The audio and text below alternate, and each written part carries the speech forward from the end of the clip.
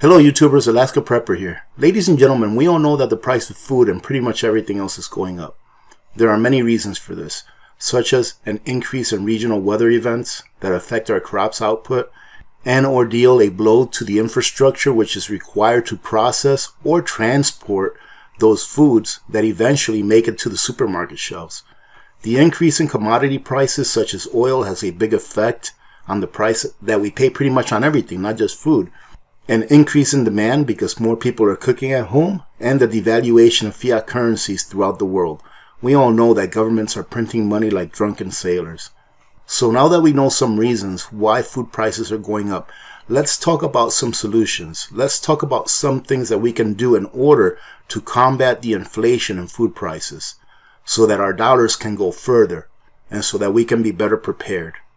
Now that we all agree that food prices are going up, not just because we're being told, but because we can see it on the grocery shelves, let's talk about what can we do in order to allow our dollars to stretch farther.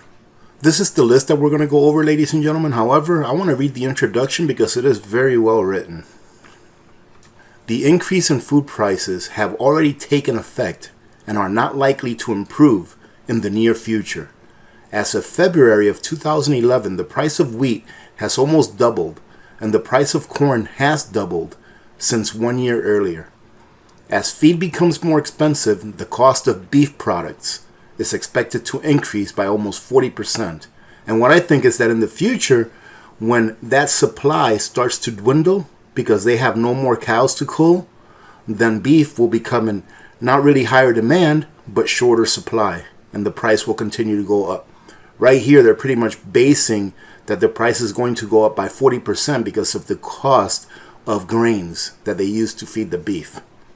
And it says that with unemployment remaining at very high levels, these prices will serve to further put a dent on our wallets. I would say more than a dent, ladies and gentlemen. And if you think we have it bad here in the U.S., ladies and gentlemen, the situation outside the U.S. is more dire. Look at this.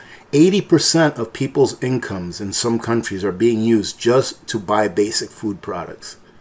So what can we do in order to save money, pretty much? What can we do in order to make our dollars stretch even further? I'm going to go over this list. There's a couple of things in here that I don't agree with, and I'm going to add a couple of things that they don't have in here that I think is very important. It says here, stock up on dry foods. Great idea. Not only stock up on dry foods, ladies and gentlemen, but stock up on dry foods in bulk. They say that it may be a good idea to purchase a lot of non-perishable foods now before prices increase significantly. Look at that. They're pretty much flat out telling you, stock up on food. Get a lot of food. Reducing food waste will also be beneficial to getting the most bang for your buck, meaning that if you're going to cook a meal for your family, unless you have a way of preserving your leftovers, or unless you intend on eating your leftovers for the next day or two, just make enough to feed your family that one meal. That way there's no leftovers and there's no waste. Of course, ladies and gentlemen, for number 2, grow your own food, be it in the plant-based or be it animal, or both, right? So either grow a nice garden every year that you can put away some of your excess, and also raise some livestock if you can, depending on where you live. If you live in an apartment and you really can't raise livestock, you can always have a small indoor garden in your apartment. They sell small greenhouses that are like, I don't know, they come in different sizes, but ones that you can pretty much stick in a corner in your apartment and always be able to grow things with a grow light. Now, even if all you can grow are like herbs, that's still going to save you money. Think about how much herbs cost you at the store. And trust me, ladies and gentlemen, that cilantro that I grow in my arrow garden is a lot better quality than the stuff that I could buy at the store. I don't really agree with number 3. Here they say purchase futures. This may be a good time to invest in agricultural futures such as wheat and beef. The value of these securities will follow. Now, ladies and gentlemen, I just don't agree with purchasing, paper notes that are pretty much promising you something if something happens. How do I purchase futures? By doing number 1, I stock up. Another one that I don't agree with is hedge against inflation. Well, I agree with that statement, hedge against inflation, but I don't agree with what it says here. It says consider investing in tips.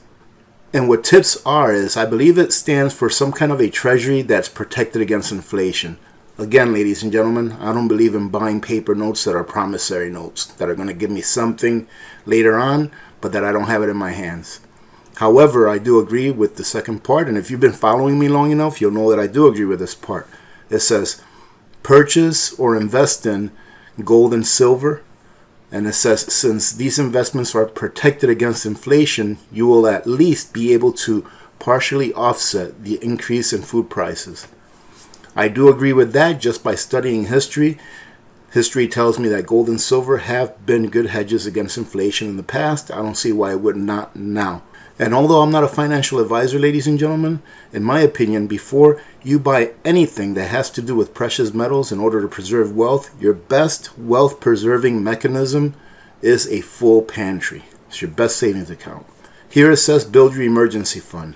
One of the most surefire ways to plan ahead is to build up your emergency funds. The last thing you want is to have to make major sacrifices that will hurt the quality of your life and your family's life. I do believe in having an emergency fund, ladies and gentlemen. You know, just having enough to cover your 3 to 6 months worth of bills. Pretty much to cover your basic living expenses for 3 to 6 months.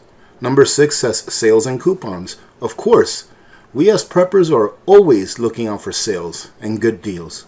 That's one of the best ways to stock up for the long term. And don't be afraid, ladies and gentlemen, if you budgeted $50 to go out there and get 2 50-pound bags of rice for this payday prep, right?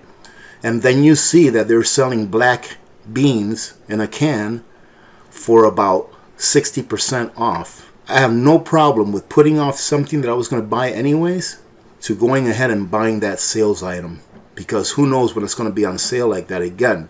For those of you that maybe didn't see the video where I did a payday prep where I showed you like 11 cases of black beans that my wife purchased at Costco, those just happened to be on sale and it was a great deal. I believe we ended up paying like 30 cents per can it came out to for those black beans. So instead of buying what we would have normally bought that we went there for, we went ahead and purchased the black beans. Why?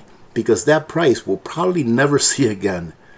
And rice we can always get next payday prep, right? That's just an example as to what you can do. Let me go ahead and read their final word, and then I'm going to tell you the other 2 things that I think are very important in order for you to be able to save money and also prep at the same time. The increase in food prices will continue to have a tremendous impact on our economy and our lives as consumers. While it is impossible to project just how long these increases will last and how deep of an effect they will have on our economy, we need to be prepared to protect ourselves against these heightened price levels. Do you have any additional tips or strategies for fighting off higher food prices? Ladies and gentlemen, if you do, please leave it in the comments. And I almost never ever ask this, ladies and gentlemen, but if you could share this video, hopefully other people that are not familiar with this channel will leave their input. That way we can learn from each other. Now the last 2 things that I want to cover that I think is a big money saver are these. Number 1, learn to cook. Learn to cook from scratch. Because whenever you learn to cook from scratch, you will find that you are spending about 1/4 of what it costs to buy that same meal outside your house. So let me give you a great example. I did a video a while back. It was a prepper pantry cooking video. And I made a Mexican dish. Now, ladies and gentlemen, those of you that did not watch that video, if you like Mexican cuisine, go check that video out, because I'm telling you, that's probably one of the best meals that I've made from scratch. Now, I made a platter, in a plate that has your basic Mexican side items, in a meal. Now, for that meal, if you go take a look at that video and you look at that meal, ask yourself how much would you pay for that meal at a restaurant. Now, in my local restaurant that I go to, that meal would cost about $12, $13. However, that meal, when I cooked it, and the manner in which I cooked it, using canned meats that I had canned back in 2015, that was probably about a $2, maybe $3 meal at the most. So that meal only cost me about 20% of what I would have normally paid for it at a restaurant. And not only that, but it also cost me the gasoline that I would have used to get in my vehicle and go there and come back home. So learn how to cook. The last thing, ladies and gentlemen, that I'll throw in there, and if you have some ideas, please leave them in the comments, ladies and gentlemen. I'm serious. We can use your ideas in order to better prepare. And hopefully you can use our ideas in order to better prepare by leaving it in the comments. It's learn how to pressure can, ladies and gentlemen.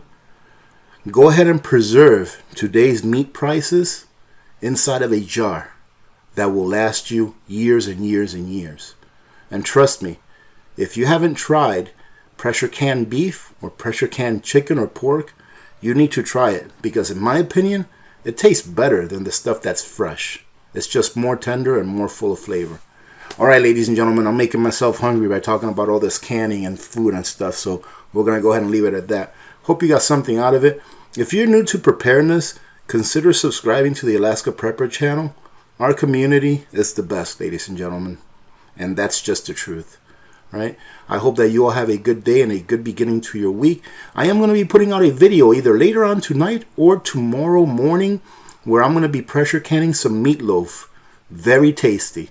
Remember to be good to each other. When good people do good things happen. Remember to reach one, teach one, and repeat. If we all did this, the world would be a better place, and you know that it will be a better place. Many blessings to all of you and your families. This is Alaska Prepper. I am out.